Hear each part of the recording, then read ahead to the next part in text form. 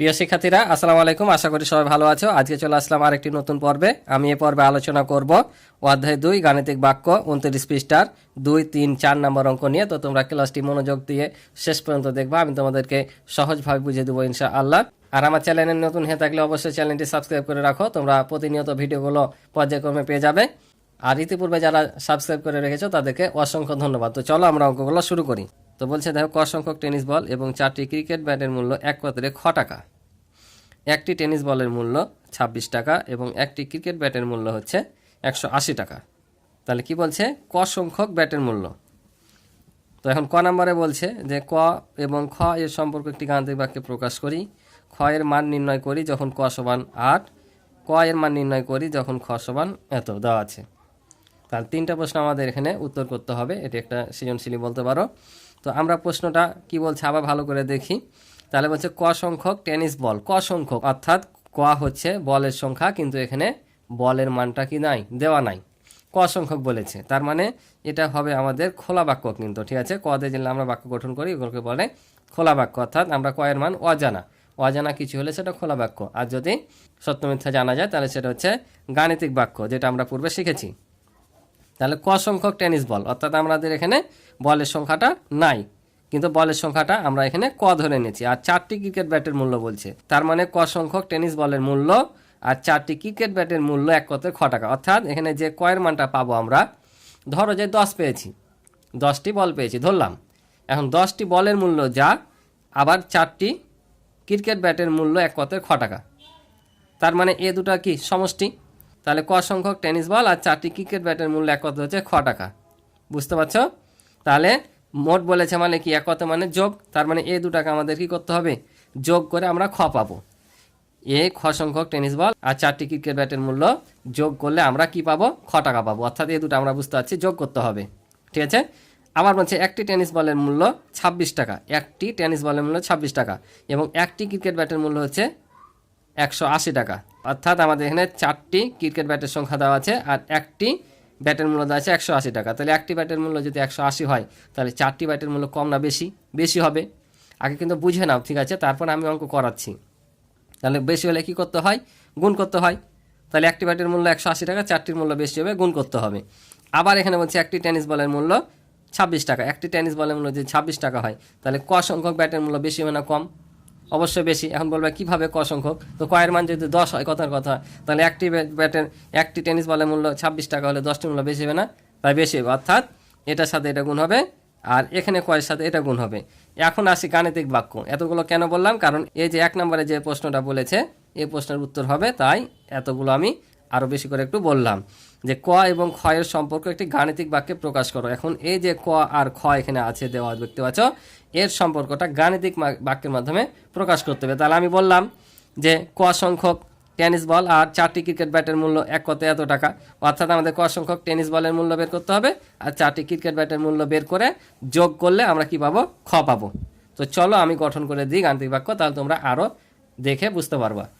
তাহলে কি করব আমরা আগে, এখন আমরা 4টি ব্যাটের মূল্য বের করে নিব আর ক সংখ্যক টেনিস বলের মূল্যটা বের করে নেব। তো একটি টেনিস বলের মূল্য কত টাকা দেওয়া আছে তোমরা বই দেখো, 26 টাকা দেওয়া আছে। তাহলে আমরা এখানে লিখব যে একটি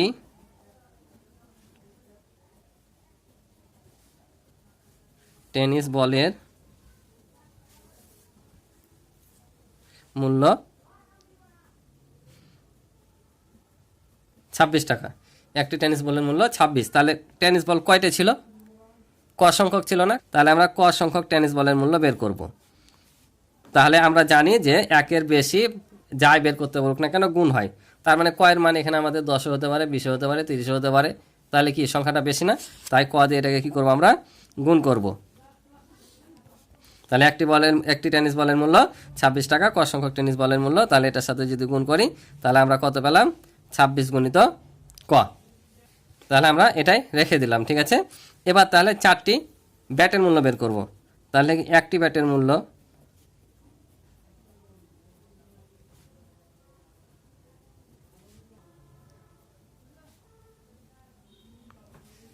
180 টাকা। একটি ব্যাটের মূল্য 180 টাকা। ব্যাট কয়টি ছিল, 4টি। তাহলে 4টি ব্যাটের মূল্য 180 গুণিত 4। তাহলে আমরা যদি গুণ করি তাহলে শূন্যর সাথে যাই গুণ করি 0, 4 8 32-এর 2 হাতে থেকে 3, 4 একে 4, হাতে 3 7, অর্থাৎ 720 টাকা পেলাম। তাহলে এটা ক সংখ্যক টেনিস বলের মূল্য, এটা 4টি ব্যাটের মূল্য। তাহলে এই ক সংখ্যক টেনিস বল আর 4টি ব্যাটের মূল্য একত্রে কত বলেছিল? এখানে একত্রে বলেছিল দেখো খ টাকা। তার মানে আমরা যদি এই দুটাকে একসাথে যোগ করে দিই তাহলে কত পাবো? খ পাবো। তাহলে ওটাই হবে আমাদের গাণিতিক বাক্য। তাহলে লিখি যে অতএব গাণিতিক বাক্যটি হবে, তাহলে আমরা কি করব? এই যে এই দুটার একত্রে বলেছে খ, তাহলে এখানে লিখবো আমরা যে 26 গুণিত ক যোগ হচ্ছে 720 সমান সমান খ। এই যে এটাই ছিল গাণিতিক বাক্য, যে একটি টেনিস বলের মূল্য 26 টাকা, তাহলে ক সংখ্যক টেনিস বলের মূল্য বের করলাম। একটি ব্যাটের মূল্য 180 ছিল, 4টি ব্যাটের মূল্য 720 টাকা। তাহলে ক সংখ্যক টেনিস বল আর 4টি ব্যাটের মূল্য একত্রে ছিল কত টাকা? খ টাকা। অর্থাৎ আমরা এই দুটো যোগ করলে খ এর মান পাবো, তাই আমরা এই দুটো যোগ করে বসিয়ে দিলাম। ঠিক আছে, এখানে বন্ধনী দিতে পারো, না দিলেও সমস্যা নেই, তো বন্ধনীটা দিয়ে নিবা, বেশি ভালো হবে। ঠিক আছে, এটাই হচ্ছে এটার উত্তর 1 নম্বরে। বুঝতে পারছো? এটা ছিল 2-এর 1 নাম্বার। আশা করি বুঝেছো। এবার দেখো 2 নাম্বারটা বলছে খ এর মান নির্ণয় করো যখন ক সমান 8। অর্থাৎ ক এর মান যদি 8 হয়, খ এর মানটা নির্ণয় করতে বলছে। অর্থাৎ এই যে ক এর মান যদি এখানে 8 হয়, তাহলে এই খ এর মান কত হবে? তো চলো আমরা বের করি। তাহলে এখানে লিখি যে 1 হতে পাই, যেহেতু নাম্বার 1 দেওয়া আছে তাই 1 লিখবো। ক খ যদি প্রশ্নে দেয় ক হতে পাই লিখবা। তাহলে লিখবো আমরা যে গাণিতিক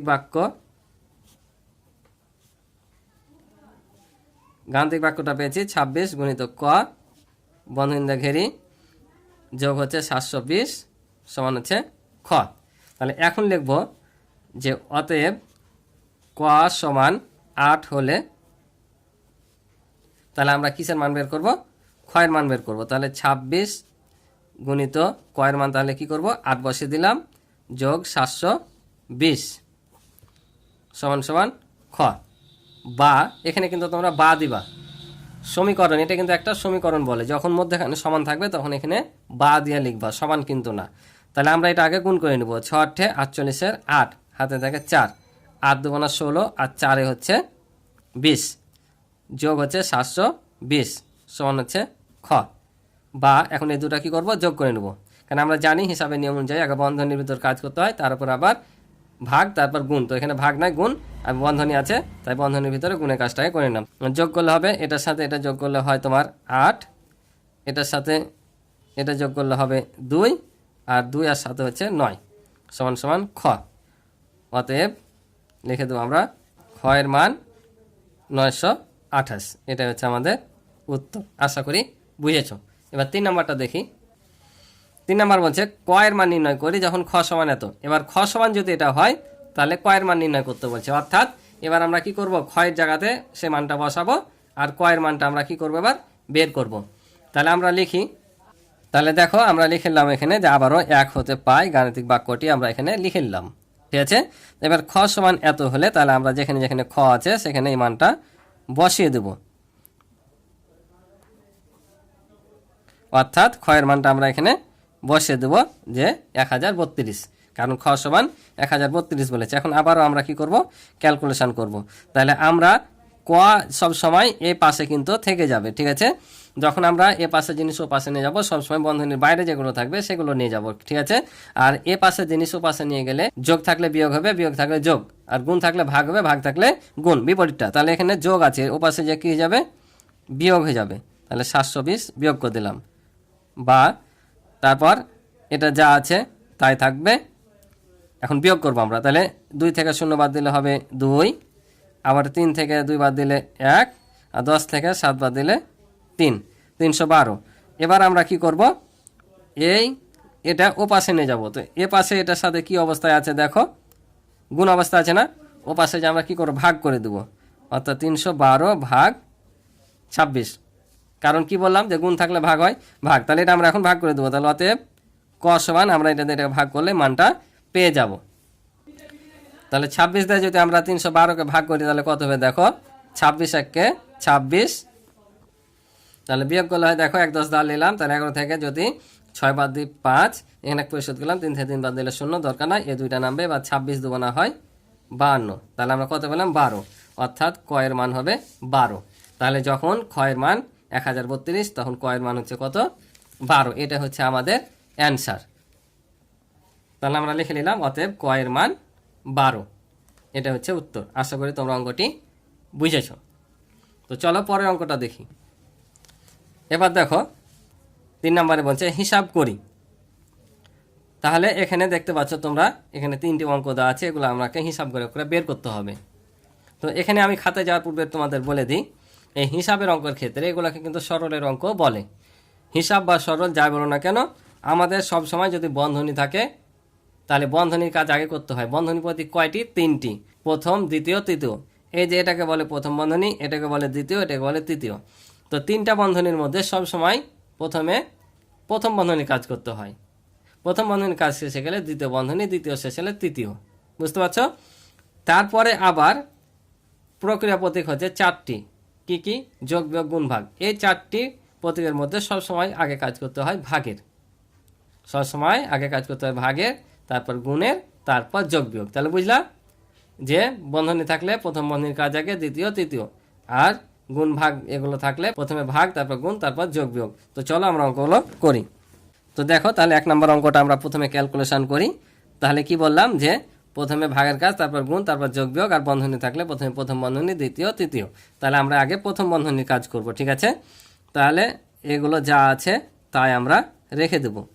এই দ্বিতীয় বন্ধনী পর্যন্ত যা আছে তাই রেখে দেবো। এখন আমরা প্রথম বন্ধনীর কাজ আগে করব। তো প্রথম বন্ধনীতে দেখো গুণ, ভাগ নাই, তাহলে আমাদের কিসের কাজ আগে করতে হবে? যোগ, বিয়োগের কাজ, অর্থাৎ যোগের কিন্তু আগে কাজ।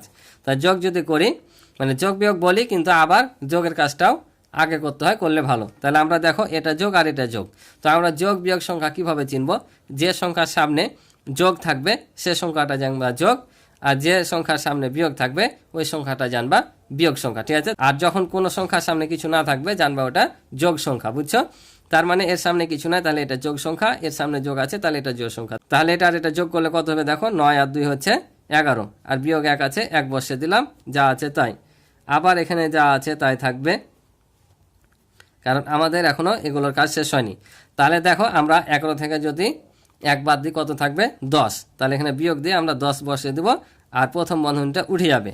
তো বন্ধনী উঠবে কখন? যখন জানবা এগুলোতে ক্যালকুলেশন করে একটা সংখ্যা হয়ে যাবে, তখন কিন্তু বন্ধনী আর থাকবে না। এখানে দেখো 2টা সংখ্যা ছিল, তারপরও বন্ধনী ছিল, কিন্তু এখন এখানে একটা সংখ্যা হলো। 11 থেকে 1 বাদ দিলে হয় 10। তাহলে একটা সংখ্যাকে তো বন্ধনী দেখানোর দরকার নাই, তাই বন্ধনী উঠে হলো। এবার আমরা কি করব? এই দ্বিতীয় বন্ধনীর কাজ করব। দ্বিতীয় বন্ধনীর কাজ যদি করি তাহলে এগুলো যা আছে তাই থাকবে। এবার দেখো 24 থেকে যদি 10 বাদ দিই কত? 14। তাহলে আবারও দেখো বন্ধনী কিন্তু থাকছে না, কারণ একটা সংখ্যা হয়ে যাচ্ছে। 24 থেকে যখন 10 বাদ দিচ্ছি শুধু 14 থাকছে, তাই আমাদের দ্বিতীয় বন্ধনীটাও কি উঠে যাবে। এবার আমরা কাজ করব কোন বন্ধনী? তৃতীয় বন্ধনীর কাজ। তো এটার সাথে এটা যোগ আছে, তাহলে 6 আর 14 যোগ করলে কত হবে? 20 হবে। তাহলে আমরা 20 যোগ করে পেলাম। আর এই বন্ধনী কাজ থাকবে? থাকবে না, কারণ আবার একটা সংখ্যা হয়ে গেল। তাহলে এখন 20-এর সাথে 7 কি অবস্থা আছে? গুণ, তাহলে গুণ করে দেবো। 7 দেবো না 14, আর এই শূন্যটা বসে হলো 140, অর্থাৎ এটা হচ্ছে উত্তর। তাহলে বুঝতে পারছো, প্রথমে প্রথম বন্ধনী কাজ, দ্বিতীয়, তৃতীয়, তারপর ভাগ, তারপর গুণ, তারপর যোগ বিয়োগ করতে হবে। তো এই অঙ্কের ক্যালকুলেশন পেলাম আমরা শেষ পর্যন্ত কত? 140। এটা হচ্ছে হিসাবের ধারাবাহিকতা। আশা করি তোমরা বুঝেছো। তো পরের অঙ্কটাতে চলো করে দিই। তাহলে এবার 2 নাম্বার দেখো। তাহলে এখানেও আমরা দেখতে পাচ্ছি ভাগ আছে এবং 3টা বন্ধনী আছে। তাহলে যাই থাকুক না কেন আমরা আগে এই বন্ধনীর কাজ করে নেব, অর্থাৎ এই প্রথম বন্ধনীর কাজটুকু করে নেব, আর বাকি যা আছে তাই। প্রথম বন্ধনীর কাজ না হওয়ার পর্যন্ত কোনো সংখ্যারই কাজ করবা না তোমরা, ঠিক আছে? প্রথম বন্ধনীর ভিতর যা থাকবে তাই কাজ করবা। তাহলে এটা যা আছে তাই, কারণ যদি তুমি আগে করো তাহলে তোমার অঙ্ক আর মিলবে না। কারণ হিসাবের ধারাই হচ্ছে আমাদের প্রথম বন্ধনী, তারপর পর্যায়ক্রমে যাবে, আর এমনি প্রক্রিয়া প্রতীকের ক্ষেত্রে ভাগের কাজ। তাহলে আমরা এটা যা আছে তাই রেখে দেব। এখন আমরা দেখো এই যে বন্ধনীর ভিতরে আবার ভাগ আছে, তাহলে আমরা এই ভাগের কাজটা আগে করবো। তাহলে একই থেকে যাবে, যোগ আছে যোগ দিলাম, 2 দিয়ে 8কে ভাগ করলে হয় 4। তাহলে এখনও কিন্তু বন্ধনীটা উঠবে না, কারণ এখনও 2টা সংখ্যা আছে। তারপরে এগুলো যা আছে তাই থেকে যাবে, এগুলো যা আছে তাই থেকে যাবে। এবার দেখো 4 আর 1 যোগ করলে কত হয়? 5। তাহলে 5 বসাই দেবো, আর এখানে তোমার প্রথম বন্ধনী উঠে যাবে, যেহেতু একটা সংখ্যা হয়ে গেল। আবার এগুলো যা আছে তোমার তাই থাকবে, কোনো চেঞ্জ নাই। এবার দেখো ভাগের কাজ আবারও দ্বিতীয় বন্ধনীর মধ্যে। তো 5 দিয়ে 5কে ভাগ করা আছে, তাহলে 5 এটা যা আছে তাই বসে দিলাম। তাহলে 5 দিয়ে 5কে ভাগ করলে কত হয়?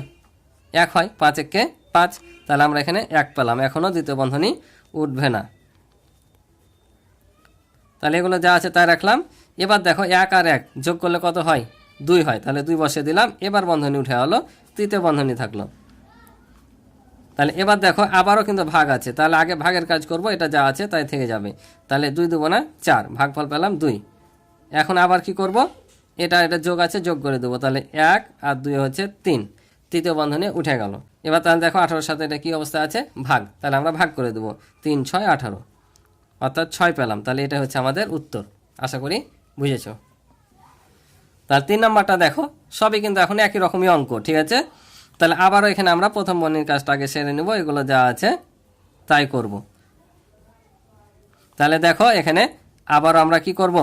এই যে এই দুটো যোগ আছে, এই দুটো যোগ করে নেব, কারণ সামনে যোগ আর কিছু না, মানে এটাও যোগ। এই দুটো যোগ করলে হবে 16 আর 4 20, বিয়োগ হচ্ছে 5। তাহলে এগুলো যা আছে তাই। তাহলে এবার 20 থেকে যদি 5 বাদ দিই তাহলে কত হয়? 15। বন্ধনী আমাদের প্রথম বন্ধনী উঠে যাবে, যেহেতু একটা সংখ্যা হলো। তাহলে এগুলো যা আছে তাই। তাহলে এটা যা আছে তাই। এবার দেখো 23 থেকে 15 বাদ দেবো। তো 23 থেকে 15 বাদ দিলে কত হয়? এখানে 1 10 দিলাম 13, 13 থেকে 5 বাদ দিলে হয় 8, আর এখানে 1 দিয়ে দিলে 2, 2 থেকে 2 বাদ দিলে 0, আমাদের বসার দরকার নাই। তাহলে দেখো এখানে কয়টা সংখ্যা হলো? একটা, ওই জন্য বন্ধনী উঠে গেল। তো এবার আমরা কি করব? এই যে 8 এর সাথে 8 ভাগ অবস্থায় আছে, এটা আমরা ভাগ করে দেবো। তো 8 দিয়ে 8কে ভাগ করলে কত হয়? 1, 8 একে 8, একই রকম সংখ্যা দিয়ে ভাগ করলে ফলাফল 1 হয়। এখন দেখো আমরা তাহলে কি করব? এটার সাথে এটা বিয়োগ আছে না, বাদ দিয়ে দেবো। তাহলে 1 থেকে 1 বাদ দিলে কত? 0, এই 1 চলে আসবে, 1 চলে আসলো, অর্থাৎ 110। এটা হচ্ছে আমাদের উত্তর। আশা করি তোমরা বুঝেছো। কি খুব কি কঠিন? একবারে সিম্পল অঙ্ক না, একবারে সিম্পল অঙ্ক। আশা করি তোমরা এখন করতে পারবা। এবার 4 নাম্বার বলছে, দেখো নিচের গাণিতিক বাক্যগুলো দিয়ে গল্প তৈরি করি। অর্থাৎ এই অঙ্ক দুটা দিয়ে আমাদের গল্প তৈরি করতে হবে। কেমন গল্প? যেমন এই গল্পটা ছিল না একটা, দেখো এই অঙ্কটা ছিল, এভাবে একটা গল্প করে অঙ্ক তৈরি করতে হবে। এভাবে দেওয়া আছে, দেখো যে 334টি আম 15 জনের মধ্যে সমানভাবে ভাগ করে দিলে কয়টি আম অবশিষ্ট থাকবে। যেটা যেমন একটা গল্প করা আছে না, এটা একটা গল্প। এভাবে ঠিক আমাদের কি করতে হবে? এখানে গল্প তৈরি করতে হবে এই অঙ্কগুলো দিয়ে। তো চলো আমি তোমাদেরকে তৈরি করে দিই। তাহলে দেখো আমি তোমাদের দুটো গল্প এখানে লিখে দিলাম, তোমরা এটা দেখে খাতায় উঠিয়ে নিবা। যে নিচের গাণিতিক বাক্য দেওয়া ছিল, দেখো প্রথম বাক্যটা দেওয়া ছিল এটা যে 32 যোগ 17 ভাগ হচ্ছে 9। তাহলে আমি গল্পটা এভাবে তৈরি করলাম যে রাজু ও মিনা যথাক্রমে 32টি ও 17টি চকলেট 9 জন বালকের মাঝে সমানভাবে ভাগ করে দিল। তারা দুইজনে, অর্থাৎ রাজু 32টি আর মিনা 17টি চকলেট একত্রে করে 9 জন বালকের মাঝে সমানভাবে ভাগ করে দিল। প্রত্যেকে কয়টি করে চকলেট পাবে? তার মানে আমাদের কি করতে হবে? আগে দুটাকে যোগ করতে হবে, যোগ করার পর 9 ভাগ করতে হবে, তাহলে একজনেরটা পেয়ে যাব। তাহলে এটা হচ্ছে একটা গল্প। আর এটা দেখো 800 বিয়োগ বন্ধনীর ভিতরে আবার 125 গুণিত 5 যোগ 18 গুণিত 6 দেওয়া আছে। তাহলে এই গল্পটা কি? দেখো জনাব রায়হান বাজারে 800 টাকা নিয়ে গেলেন। জনাব রায়হান 800 টাকা বাজারে নিয়ে গেলেন। তিনি 125 টাকা দরে 5 কেজি মাছ ও 18 টাকা দরে 6 কেজি আলু ক্রয় করলেন। দরে মানে কি? 1 কেজির মূল্য হচ্ছে 125 টাকা, আর এটার 1 কেজির মূল্য হচ্ছে 18 টাকা। বুঝেছো? এটাই বলছে দরে, যে এত টাকা দরে এই দুটা জিনিস ক্রয় করলেন। এবার বাজার করার পর তার কাছে আর কত টাকা অবশিষ্ট রইল। তো এটাই ছিল গল্প তৈরি করা, তোমরা এখান থেকে উঠে নিবা। তো আজকে পর্যন্ত ছিল পর্বে অঙ্ক। আশা করি তোমরা বুঝেছো। ক্লাসটি ভালো লাগলে অবশ্যই একটি লাইক করে দিবে। তো আজকে পর্যন্ত ভালো থাকো, সুস্থ থাকো, আল্লাহ হাফিজ।